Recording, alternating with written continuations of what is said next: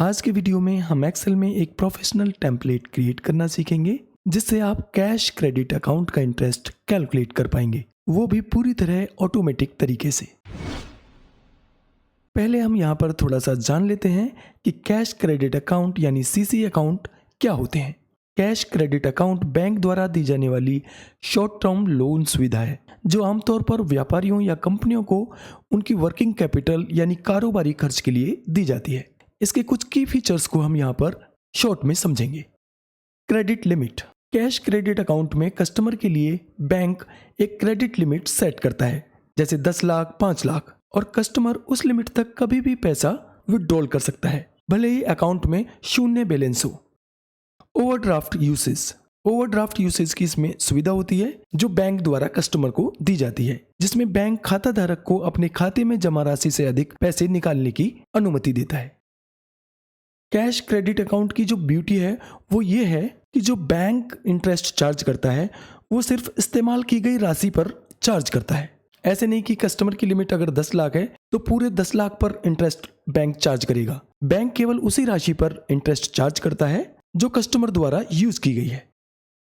और यहाँ पर जो इंटरेस्ट कैलकुलेशन होती है वो रनिंग बैलेंस पर होती है। कैश क्रेडिट अकाउंट में बैलेंस नेगेटिव में होता है और जो बैंक इंटरेस्ट चार्ज करता है वो रनिंग बैलेंस पर डेली बेसिस के हिसाब से कैलकुलेट करता है जो मंथ के एंड में बैंक चार्ज करता है। तो सीसी अकाउंट में कोई भी ओपनिंग बैलेंस नहीं होता है। कस्टमर की जितनी लिमिट सेट की गई होती है बैंक द्वारा उतनी राशि तक कस्टमर पेमेंट विड्रॉल कर सकता है या किसी को पेमेंट कर सकता है। तो चलिए सीख लेते हैं कैश क्रेडिट अकाउंट की जो इंटरेस्ट कैलकुलेशन होती है वो कैसे होती है। तो यहाँ पर हमने एक्सेल की एक नई वर्कशीट ओपन की हुई है। हम उदाहरण के साथ समझेंगे। यहाँ J2 सेल में हम टाइप करेंगे सीसी लिमिट और यहाँ पर हम उदाहरण के लिए कोई भी लिमिट टाइप कर देंगे, सपोज 10 लैक्स। और यहाँ पर हम टाइप करेंगे रेट ऑफ इंटरेस्ट, जो rate of interest bank charge करेगा। रेट ऑफ इंटरेस्ट हम यहाँ पर टाइप कर देंगे सपोज 11%। यहाँ पर टाइप करेंगे टोटल इंटरेस्ट। इसके नीचे वाली सेल में हम टाइप करेंगे लिमिट यूज्ड, कस्टमर ने कितनी लिमिट यूज कर लिया है उसका अमाउंट यहाँ पर इस सेल में आएगा। और यहाँ पर हम टाइप करेंगे लिमिट बैलेंस, यानी जो सीसी लिमिट है उसका बैलेंस कितना है। इन तीनों की कैलकुलेशंस हम बाद में करेंगे, पहले हम यहाँ पर टेम्पलेट क्रिएट करेंगे। तो इस सेल में हम टाइप करेंगे date, particulars, deposit, withdrawal, balance और यहाँ पर नंबर ऑफ डेज, और लास्ट में हम लेंगे इंटरेस्ट, क्योंकि इंटरेस्ट यहाँ पर डेली बेसिस पर कैलकुलेट किया जाता है। हेडर्स को सिलेक्ट करेंगे, कोई भी बैकग्राउंड कलर फिल कर लेंगे, फॉन्ट कलर लेंगे वाइट, बोल्ड करेंगे। यहाँ से ग्रिड लाइंस को अनचेक करेंगे और क्योंकि ये जो टेम्पलेट हम क्रिएट कर रहे हैं वो 1 मंथ के हिसाब से कर रहे हैं तो यहाँ पर हम यहाँ तक इन सेल्स को सिलेक्ट करेंगे जिसमें हमारे 1 मंथ के सभी रिकॉर्ड्स रिकॉर्ड हो जाएंगे। कंट्रोल 1 प्रेस करेंगे तो यहाँ पर फॉर्मेट सेल्स विंडो ओपन होगी। यहाँ से हम बॉर्डर कलर चूज करेंगे। बॉर्डर कलर रखेंगे हम ये लाइट ग्रे। आउटलाइन और इनसाइड को सिलेक्ट करेंगे और यहाँ से ओके करेंगे तो सभी सेल्स में बॉर्डर अप्लाई हो जाएगा। अब कॉलम विड्थ एडजस्ट कर लेंगे, कॉलम ए की विड्थ डिक्रीज कर लेंगे। इन सेल्स को सिलेक्ट करेंगे और बैकग्राउंड कलर फिल करेंगे। अब यहाँ पर ये फर्स्ट रो को सिलेक्ट करेंगे, कंट्रोल 1 प्रेस करेंगे, फॉर्मेट सेल्स विंडो ओपन हो जाएगी। यहाँ से हम बॉर्डर लेंगे वाइट और केवल आउटलाइन को सिलेक्ट करेंगे और यहाँ से ओके करेंगे। अब ये फॉर्मेट पेंटर पर क्लिक करेंगे और इन सभी सेल्स को सिलेक्ट करेंगे तो इस तरह से यहाँ पर बॉर्डर अप्लाई हो जाएगा। इन सेल्स को सिलेक्ट करेंगे और कंट्रोल B प्रेस करके बोल्ड करेंगे। इसको हम कॉमा स्टाइल में करेंगे, डेसिमल प्लेसेस को डिक्रीज कर लेंगे, इसको परसेंटेज फॉर्मेट में करेंगे। अब यहाँ पर हम डेट रिकॉर्ड करेंगे, 1 अप्रैल की हमने डेट रिकॉर्ड की है और पर्टिकुलर्स में टाइप करेंगे ओपनिंग बैलेंस। ध्यान रखिए जैसे कि हमने इंट्रो पार्ट में बताया कि जो कैश क्रेडिट अकाउंट होते हैं उनका ओपनिंग बैलेंस हमेशा 0 होता है, तो बैलेंस में हम टाइप करेंगे 0। अब 2 अप्रैल को सपोज हमने एक पेमेंट की किसी कस्टमर की, तो यहाँ पर डेट रिकॉर्ड करेंगे और कस्टमर नेम टाइप करेंगे। कोई भी कस्टमर है तो ये ABC फैब्रिक्स के नाम से हमारा कस्टमर है, उसको हमने पेमेंट की 1.5 लाख रुपए। यहाँ पर देखिए बैलेंस हमारा 0 है, तब भी हम यहाँ पर पेमेंट कर पाएंगे क्योंकि ये कैश क्रेडिट अकाउंट है। तो यहाँ पर विड्रॉल में हम टाइप कर देंगे 1,50,000। अब यहाँ पर हम रनिंग बैलेंस कैलकुलेट करने के लिए फंक्शन अप्लाई करेंगे, इक्वल इफ टाइप करेंगे। ये देखिए फंक्शन यहाँ पर आ गया है, डबल क्लिक करेंगे। इस फंक्शन का जो फर्स्ट आर्गुमेंट है वो है लॉजिकल टेस्ट। यहाँ पर हमारा लॉजिकल टेस्ट ये है कि ये जो डिपॉजिट वाली सेल है D4, यदि ये सेल ब्लैंक के बराबर नहीं है तो नॉट इक्वल के लिए हम यहाँ पर लेस देन और ग्रेटर देन साइन टाइप करेंगे और ब्लैंक के लिए 2 बार डबल कोटेशन, कॉमा। यानी यदि ये डिपॉजिट वाली सेल ब्लैंक के बराबर नहीं है तो हम चाहते हैं इसी सेल की वैल्यू आ जाए, तो इस सेल को हमने सेलेक्ट कर दिया है, D4 आ जाए। और अगर ऐसा नहीं होता है, ये कंडीशन मैच नहीं होती है, कॉमा, तो 0 आ जाए। ब्रैकेट क्लोज करेंगे और यहाँ पर हम माइनस करेंगे, फिर से इफ फंक्शन अप्लाई करेंगे। इफ इस बार हम ये विड्रॉल वाली सेल को सिलेक्ट करेंगे, E4 को, नॉट इक्वल के लिए लेस देन और ग्रेटर देन साइन लगाएंगे, ब्लैंक के लिए 2 बार डबल कोटेशन।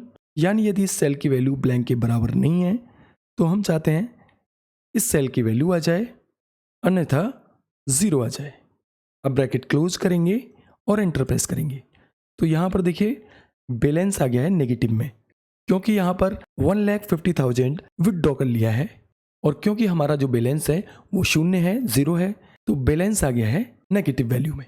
अब यहाँ से इसको नीचे की तरफ यदि ड्रैग करेंगे तो आप देखेंगे ये अभी रनिंग बैलेंस में कन्वर्ट नहीं हुआ है। इसके लिए हम क्या करेंगे, F2 प्रेस करके फंक्शन विजिबल कर लेंगे यहाँ पर, और इस फंक्शन से पहले हम इस सेल को सिलेक्ट करेंगे, ऊपर वाली सेल को, और इसमें प्लस कर देंगे इस फंक्शन को और एंटर प्रेस करेंगे।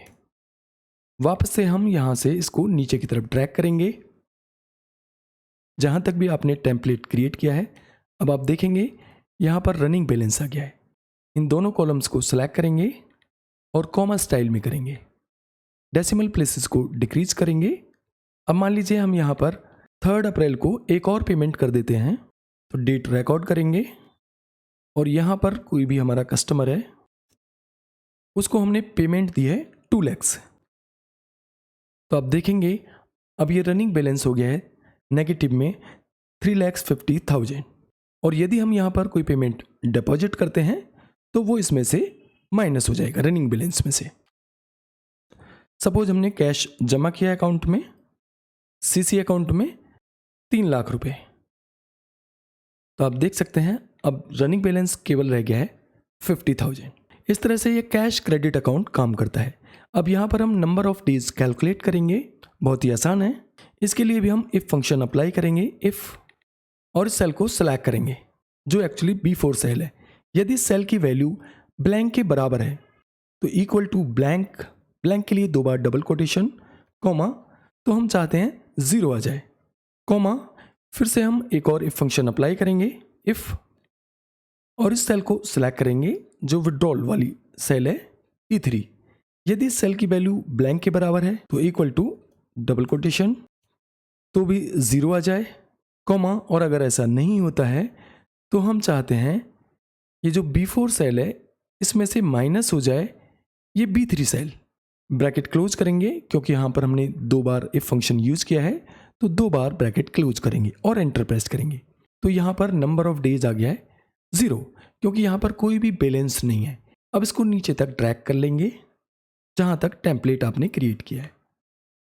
अब देखिए यहाँ पर डेज कैलकुलेट हो गए। अब जो इंटरेस्ट कैलकुलेट होगा यहाँ पर वो इस डे के हिसाब से होगा, कितने नंबर ऑफ डेज यहाँ पर दिए गए हैं। ये आप देख सकते हैं यहाँ पर जो पेमेंट यूज़ की गई है वो 1 दिन की गई है, 1 दिन पेमेंट यहाँ पर यूज़ की गई है। यहाँ पर नंबर ऑफ डेज आ रहा है 0, क्योंकि इसमें पेमेंट विड्रॉ नहीं किया गया है, डिपॉजिट किया गया है। अब मान लीजिए यहाँ पर हम एक पेमेंट और विड्रॉ करते हैं, डेट रिकॉर्ड करेंगे, बाय चेक हमने यहाँ पर विड्रॉ किया है और विड्रॉ किया है हमने 3 लाख, एंटर करेंगे। तो आप देख सकते हैं यहाँ पर अभी नंबर ऑफ डेज कैलकुलेट नहीं हुआ है। जब आप यहाँ पर नेक्स्ट डे का एंट्री करेंगे या जो नेक्स्ट ट्रांजैक्शन आप करेंगे तभी यहाँ पर डे कैलकुलेट होगा उसी के अकॉर्डिंग। जैसे यहाँ पर 10 अप्रैल को अब हमने ट्रांजैक्शन की जिसमें हमने 50,000 पैसा पे किया। यहाँ पर हम टाइप कर देंगे 50,000 किसी कस्टमर को। अब आप देखेंगे यहाँ पर जो हमारा बैलेंस है वो नेगेटिव में आ गया है 4 लाख, और यहाँ पर जो नंबर ऑफ डेज हैं उसकी कैलकुलेशन हो गई है, वो डेज हो गए हैं 5। यहाँ पर यदि हम डिपॉजिट की एंट्री करते तब भी यहाँ पर डेज कैलकुलेट हो जाएंगे। तो इस तरह से number of days interest calculation के लिए सीसी अकाउंट में कैलकुलेट किए जाते हैं। अब यहाँ पर सिंपली इंटरेस्ट कैलकुलेट करेंगे, उसके लिए भी हम यहाँ पर बहुत ही सिंपल फंक्शन यूज करेंगे। इक्वल इफ ये बैलेंस वाली सेल को सिलेक्ट करेंगे, लेस देन और 0। यहाँ पर हमारा लॉजिकल टेस्ट ये है कि क्या इस सेल की वैल्यू जो बैलेंस वाली सेल है 0 से कम है, और यदि ऐसा है तो हम चाहते हैं यहाँ पर इस सेल में मल्टीप्लाई हो जाए रेट ऑफ इंटरेस्ट। तो सेल को हमने सेलेक्ट किया है, इसका रेफरेंस आ गया F3। मल्टीप्लिकेशन के लिए एस्टेरिस्क साइन यूज करेंगे और ये रेट ऑफ इंटरेस्ट वाली सेल को सिलेक्ट करेंगे। F4 प्रेस करके इस सेल को फिक्स करेंगे। अब इसको हम डिवाइड करेंगे 365 से, क्योंकि यहाँ पर जो इंटरेस्ट की कैलकुलेशन कर रहे हैं हम वो डे के हिसाब से कर रहे हैं। और फिर एस्टेरिस्क साइन लगाएंगे मल्टीप्लिकेशन के लिए, क्योंकि नंबर ऑफ डेज से हमें इसे मल्टीप्लाई करना है। कॉमा वैल्यू फॉल्स के लिए हम यहाँ पर 0 टाइप करेंगे, यानी यदि ये कंडीशन मैच नहीं होती है तो सेल में 0 आ जाए। अब ब्रैकेट क्लोज करेंगे और एंटर प्रेस करेंगे और यहाँ से इसको नीचे तक ड्रैग करेंगे। तो यहाँ पर आप देखेंगे इंटरेस्ट कैलकुलेट हो गया है नंबर ऑफ डेज के हिसाब से। कॉलम को सिलेक्ट करेंगे और कॉमा स्टाइल में करेंगे, परंतु आप देखेंगे जो बैलेंस यहाँ पर कैलकुलेट हुआ है वो नेगेटिव बैलेंस में हुआ है, क्योंकि जो बैलेंस है यहाँ पर F3 कॉलम में वो नेगेटिव में है। तो इसको हम कैसे फिक्स करेंगे, F2 प्रेस करके फंक्शन विजिबल करेंगे और यहाँ पर ये जो F3 सेल है जो एक्चुअली बैलेंस के लिए यहाँ पर रेफर की गई है, इसको हम ABS फंक्शन के अंदर रखेंगे। ABS फंक्शन नेगेटिव वैल्यूज़ को पॉजिटिव वैल्यूज़ में कन्वर्ट करता है। तो ये F3 सेल एड्रेस को हम ABS फंक्शन के अंदर रखेंगे और एंटर प्रेस करेंगे। अब यहाँ से इसको वापस से ड्रैग कर लेंगे। अब आप देखेंगे यहाँ पर जो हमारा इंटरेस्ट है वो पॉजिटिव वैल्यूज़ में शो हो जाएगा। अब यहाँ पर टोटल इंटरेस्ट हम कैलकुलेट कर लेंगे। इसके लिए इक्वल प्रेस करेंगे, सम फंक्शन अप्लाई करेंगे, बहुत ही सिंपल है, और इस कॉलम को सिलेक्ट कर देंगे। तो इस कॉलम का सम यहाँ पर रिफ्लेक्ट हो जाएगा। टोटल जो इंटरेस्ट है वो हुआ है इतना। लिमिट कितनी यूज हुई है इसके लिए हम सम फंक्शन अप्लाई करेंगे, इक्वल सम, और ये विड्रॉल वाले कॉलम को सिलेक्ट करेंगे, ब्रैकेट क्लोज करेंगे, माइनस करेंगे इसमें से सम डिपॉजिट वाले कॉलम को, ब्रैकेट क्लोज करेंगे और एंटर प्रेस करेंगे। तो यहाँ पर जो लिमिट यूज हुई है वो हुई है 4 लाख। अब लिमिट बैलेंस के लिए हम टोटल लिमिट में से माइनस करेंगे लिमिट यूज्ड, एंटर प्रेस करेंगे। तो यहाँ पर लिमिट बैलेंस शो हो गई है। अब ये फर्स्ट रो की हाइट थोड़ा इंक्रीज कर लेंगे और यहाँ इंसर्ट पर क्लिक करके यहाँ से टेक्स्ट बॉक्स इंसर्ट करेंगे और इसमें हम टाइप करेंगे cash credit account. Font size decrease करेंगे और यहाँ से फ़ॉन्ट चेंज कर लेंगे, बोल्ड करेंगे और इसको हम यहाँ पर प्लेस कर लेंगे। अब यहाँ पर आप कंटिन्यूसली ट्रांजैक्शंस कर सकते हैं। सभी कैलकुलेशंस यहाँ पर ऑटोमेटिक होंगी। सपोज हम यहाँ पर 15 अप्रैल को कैश पेमेंट विड्रॉल कर लेते हैं, कितनी 1 लाख। तो आप देखेंगे यहाँ पर नंबर ऑफ डेज कैलकुलेट हो गए और यहाँ पर ऑटोमेटिकली इंटरेस्ट भी कैलकुलेट हो गया है। इस तरह से ये टेम्पलेट काम करेगा। इसको एक बार आप क्रिएट कर लेंगे तो ये ऑटोमेटिकली काम करते रहेगा। अगर ये वीडियो आपको अच्छा लगे तो प्लीज़ चैनल को सब्सक्राइब जरूर कर लें। अभी के लिए बस इतना ही। नमस्कार।